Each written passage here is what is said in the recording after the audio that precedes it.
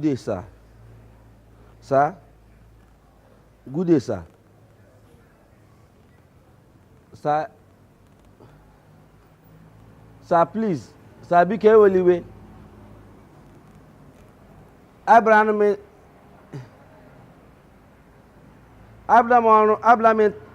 interview our hands and again, sir. Ebu akwụkwọ m niile ihe nle m gụrụ n'ụwa ebu m ya bịa nga nnọọ.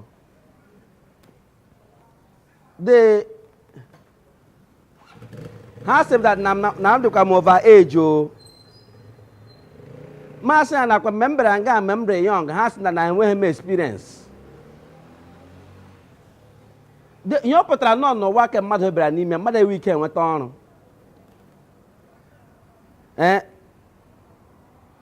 Ha lechakwara resọt m si m na WAEC m na ọrịghị mma masị na ihe mere nụ mgbe m lega WAEC ịghọtara na enwere m eji ha ma ahụ but nakwa ahụ na resọt ke yunivesiti m na ọrị mma na nke maka ebe ndị nke ọzọ m gụchara ihe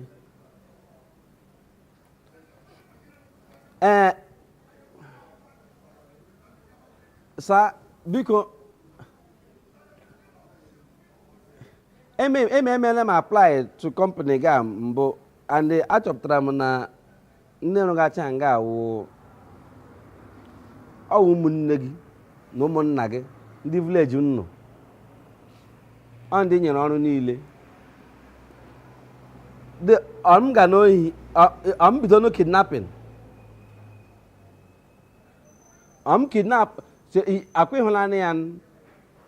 kidnap ọnụ gị denụ ego niile unu gara akwụ m for 20 years gị kwụ ọnụ m ya in a day na aha ma Evans ihe Evans mekwara ọrụ ịhụ ntakịrị mbido ka m ebido nga ọsọ kwụ ata ọ de biko ya ụnụ ọrụ draiva gị nyenụ m ka biko ama hapụkwara gị CV m ngo ama dosara na ya nga but enwere the boy ọsọ nwa nwunye nwanne gị nwoke enyere ọrụ hia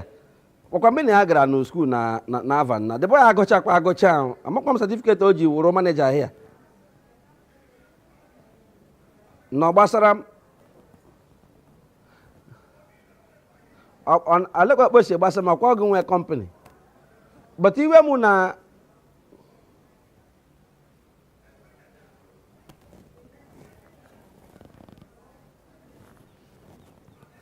I was not well dressed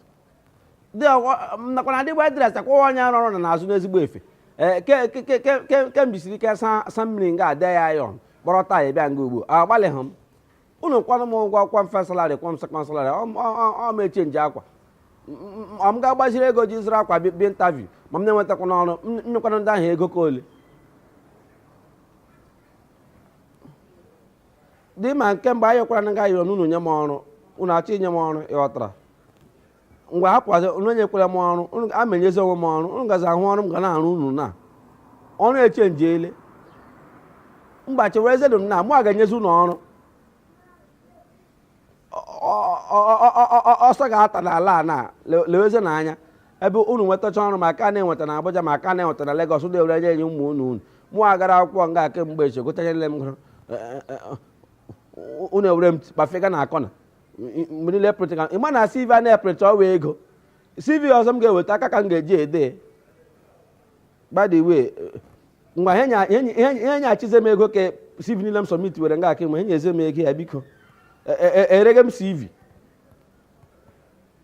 ihe ka mmadụ ga-adịghị oge m na-agarewa pịa wọta mara ihe m ji ndụ m eme ngwa na ebe na-achịnye m ọrụ ekposi nyeze m ọrụ meji ya ji savụ niile